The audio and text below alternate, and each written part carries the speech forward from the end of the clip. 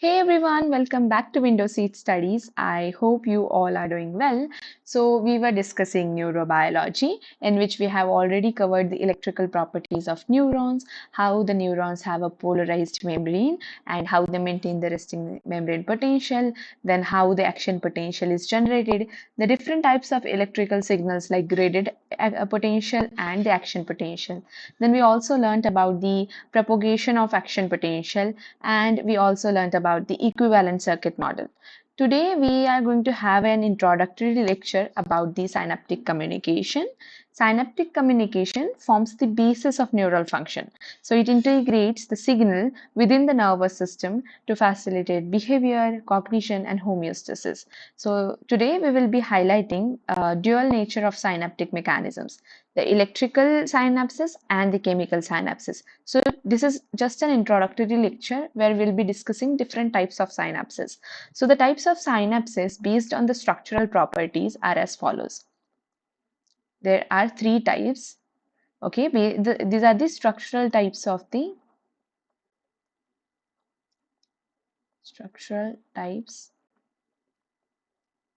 synapse.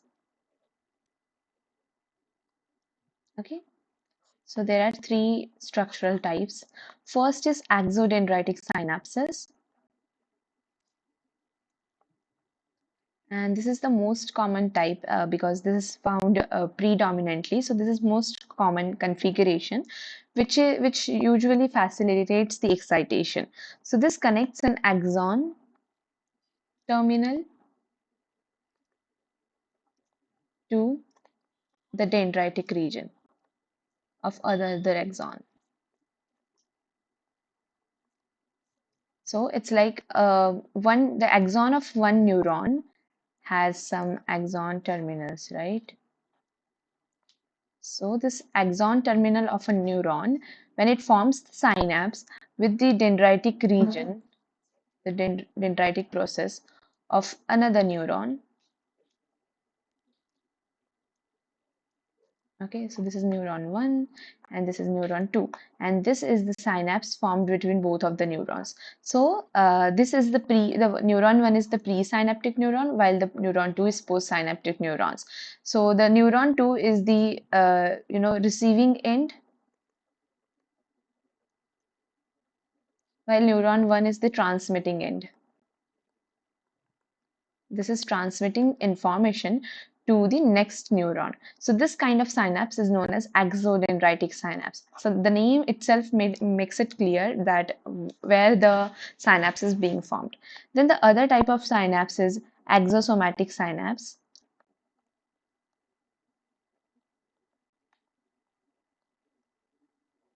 So this is a synapse. This structure is formed between the axon of a neuron to the soma, the cell body of another neuron. So this synapse is between axon of presynaptic neuron and the soma means the cell body of postsynaptic neuron. Okay. Then third type of synapse based on the structure or based on where it is found is axonic synapse.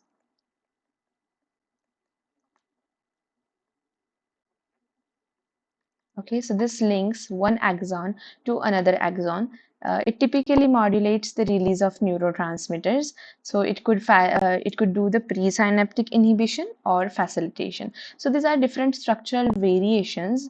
So this suggests that adaptive and versatile network is seen in our nervous system, and this enhances the signal diversity as well as the regulatory control.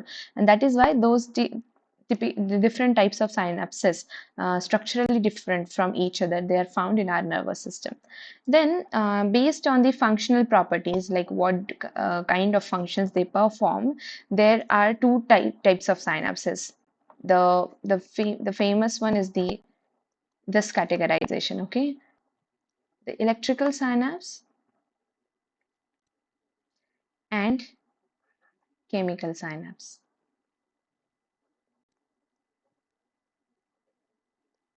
Okay, so electrical synapse, they rely on gap junctions.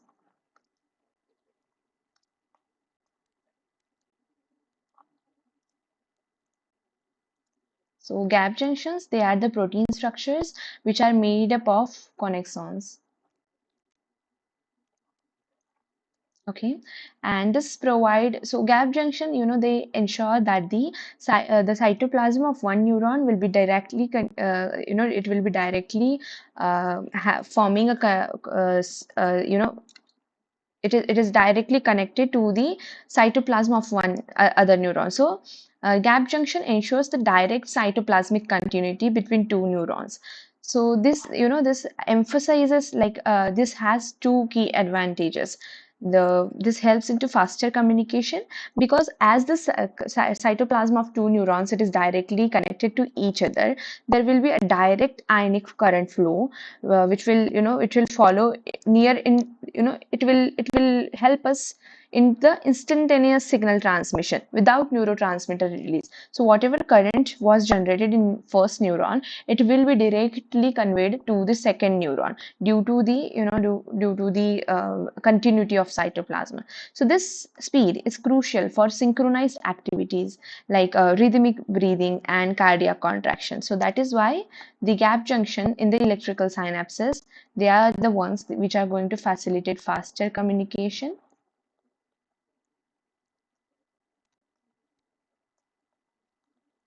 And so this faster communication is required for rhythmic breathing and the cardiac contraction. So they also facilitate synchronization of multiple neurons. So large group of neurons or muscle fibers, they can fire action potentially in unison, in a uniform manner. That is what we call as the synchronization. So this mechanism ensures that the heartbeats, there will be coordinated heartbeats and gut peristalsis. So synchronization is important in the rhythmic heartbeat and peristaltic movements, the movements that are important during the digestion, and that they are seen in the gut, the muscle movement that are known as the peristalsis. So both of them, they for both of them to take place, you need a continuous and a uniform firing of action potential, and that is seen in the neurons and muscle fibers. And this property of neurons and muscle fiber is known as synchronization. So synchronization will only be maintained if the signal is faster and it is given in uniform manner to the large group of neurons. So that is only possible when the ion flow, whatever ion fluxes are generating an ion current, that is directly passed to the next neuron, and that is only possible due to the gap junctions. Okay, so this tells us about the importance of electrical synapses in the cardiac muscle, in the visceral smooth muscle. So this also has quite important role in developing embryos, and this is how the electrical synapses are the ones which are going to communicate faster. On the contrary, chemical synapses, they work through neurotransmitter release.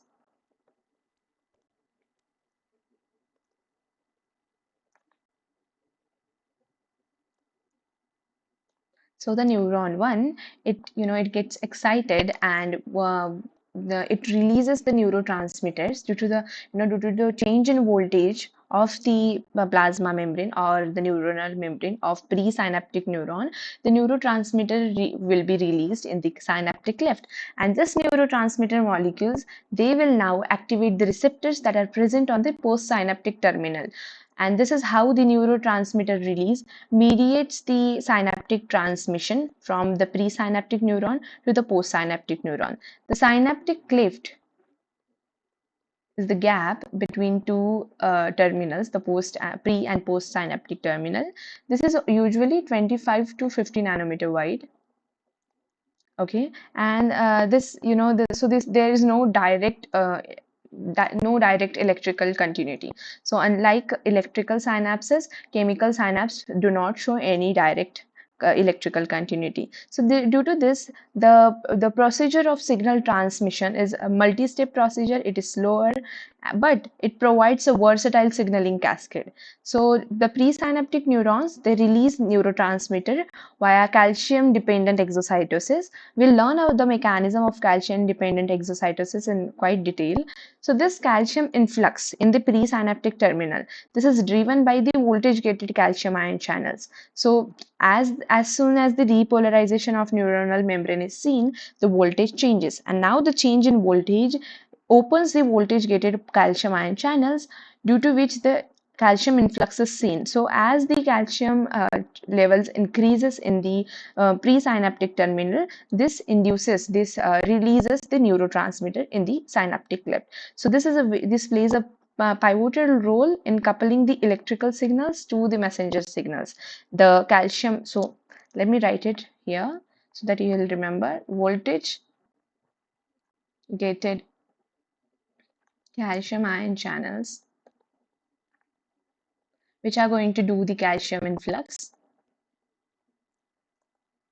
They are the ones which are going to form a link between the electrical signals to the chemical messengers, because due to this the calcium influx will be seen, that will promote the synaptic vesicle fusion into the membrane of the neuron, and this will release the neurotransmitter in the synaptic cleft, which will be received as a ligand on the receptors by the receptors which are present on the post synaptic terminal. So this neurotransmitter diffuse across the cleft, they bind to the ionotropic receptors. Okay, in some other lecture we'll learn about the receptors, the ionotropic and metabotropic receptors that are present on the postsynaptic membrane. So they could bind to the ionotropic receptors. So these are the ligand gated ion channels,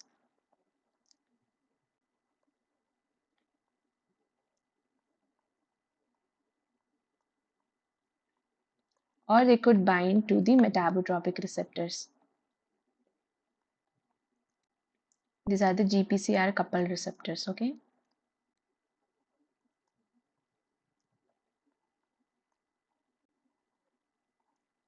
So those different types of receptors, they are present on the postsynaptic neuron, which which in turn activates the postsynaptic neuron. So this postsynaptic neuron transduces this chemical signal back into the electrical postsynaptic potential, and now this electrical postsynaptic potential, it is going to travel through the, once it reaches the threshold, it is going to travel across the axon, and now the same procedure, the same cascade will happen. The same, so now this neuron becomes, which was once postsynaptic neuron, it will become perisynaptic neuron, and now it will also mediate the neurotransmitter release at the ends, and that neurotransmitter will bind to the next neuron, and this process will go on. So these are the main differences between the electrical synapse and the chemical synapse. So now let's have a look at the different types of the postsynaptic potential. Postsynaptic potentials that are generated in the postsynaptic neuron, obviously. So there's a clear distinction between them. So there are two types of the postsynaptic potential. One is known as excitatory postsynaptic potential, and other is inhibitory postsynaptic potential. Okay. So the excitatory postsynaptic potential, as the name suggests, it is the one which is going to result into the excitation, neuron excitability. Okay, so this results from the depolarization of the neuronal membrane that brings the membrane closer to the threshold, and this increases the excitability. So this happens due to the sodium ion influx, means the depolarization of neuron. Okay, so this mediates the, this excites the neuron, and through one excitatory postsynaptic potential, this can initiate nerve impulse alone, but this can lead to summation and neuron excitability as well. So this can be summed as well. So this it enhances the likelihood of firing of action potential together. So then there's inhibitory postsynaptic potential. It arises from the hyperpolarization of the neuron. So hyperpolarization, it might be caused due to chloride ion influx. Okay, so means the charge separation is increased. So instead of decreasing charge separation, the charge separation gets increased, so it hyperpolarizes the membrane.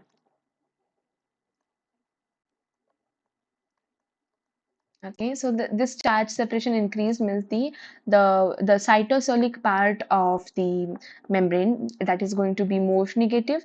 So from minus 90 millivolt, which was let's assume that this is the resting membrane potential in this case, it will shift to the minus 110 millivolt. So making the membrane potential more negative. So the inhibitory postsynaptic potential ensures that once it reaches to the threshold, it reduces the neuron's excitability. So this, supports neuron inhibition. Whenever you have to inhibit certain neuron, the firing of action potential will be inhibitory. So this is vital for network balance and preventing overexcitation, because due to overexcitation, it could lead to seizures. So for preventing overexcitation, the inhibitory postsynaptic potentials are fired, which results into neuronal inhibition.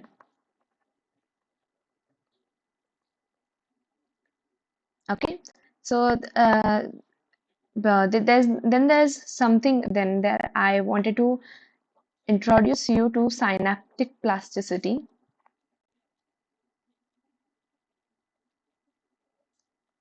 So synaptic plasticity is the adaptive modulation of synapse strength.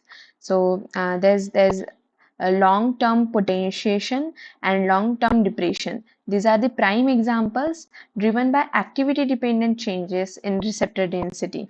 So the receptor density could be changed over the neuronal membrane, the neurotransmitter release could be changed, and the synaptic morphology could be changed. So this underpins the memory formation, skill acquisition, and cognitive ability. So this, due to the synaptic plasticity, means the ability of synapse to modify themselves, the neuron fire together and the wire together. This idea, it ensures that due to this, it tells us that due to the synaptic plasticity, the modulation of synapse strength, and that could be due to either changing the receptor density or neurotransmitter release, or changing the whole synaptic morphology, it results into memory formation, skill acquisition, or cognitive ability. So what is synaptic plasticity? In short, it is the modulation of synaptic strength, and this could be due to changing the receptor density. Once the receptor density on the postsynaptic membrane is changed, now that neuron is able to receive signals which are of low concentration as well. Okay, it's like let's say the neurotransmitter releases in low concentration, they can still recognize those neurotransmitter. I mean, get excited by the such low concentration of neurotransmitter release. Then you can even modulate neurotransmitter release to alter the synaptic strength,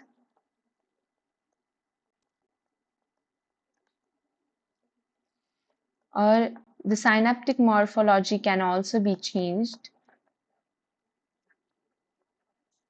to modulate the strength. Like the number of synaptic vesicles could be increased, the size of synaptic vesicles could be increased, or the content, like how much concentration of neurotransmitter one synaptic vesicle is going to contain, that could be increased, or the area of a synapse could be increased, the gap, the synaptic cliff could be decreased. So whatever synaptic morphology changes will be there, that are going to change the synaptic strength, and this is what we call the synaptic plasticity. And due to synaptic plasticity, this is very important for memory formation,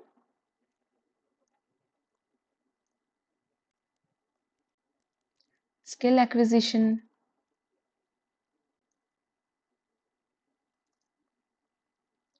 and cognitive adaptability.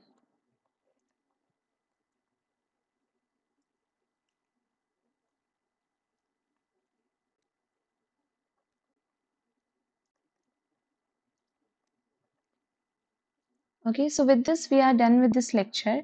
In next lecture, we will learn about the synaptic transmission in detail. Okay, before doing that, let's list down the other differences between electrical synapse and chemical synapse.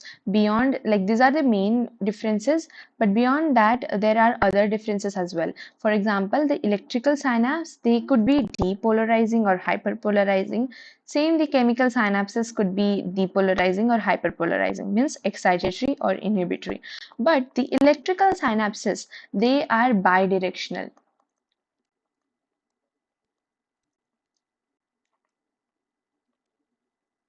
Because see, the cytoplasm of two neurons, they are connected via gap junctions. So whatever ion current is generated in one cell, that will be passed down to the next cell, but current can flow in both directions. So the signal transmission by the electrical synapses, that is bidirectional. But this is not the same case in the chemical synapse. The signal transmission will always be unidirectional, because it is going to mediate the neurotransmitter release, and synaptic vesicles containing neurotransmitter, they are found at the axon terminal ends. So this is always unidirectional. Then synchronization capability is high in chemical synapses high in electrical synapses compared to chemical synapses. The gap junction are present here, and that is why the whatever gap is there between two neurons is almost 4 nanometer, while in the synaptic cleft is formed in chemical synapse, so that is why the gap is around 25 to 50 nanometer. It is usually 20 nanometer in average. Okay, so the electrical synapse allows only ion and small molecule and secondary messenger exchange in the neurons, but in the chemical synapse only neurotransmitter could be exchanged. So in the chemical synapse, other molecules could be exchanged as well, because it is just forming a pore through two membranes. Gap junction is nothing but a pore which is formed by the connexons. So these are the protein structure. Connexon, this is a multi-protein subunit, and it has 6 subunits. Okay, we'll learn about connexons as well in some other lecture. So right now, it just know that this is a protein. Gap junction is composed of connexons, and connexon, one connexon is composed of 6 connexin subunits. Okay, 6 connexin subunit.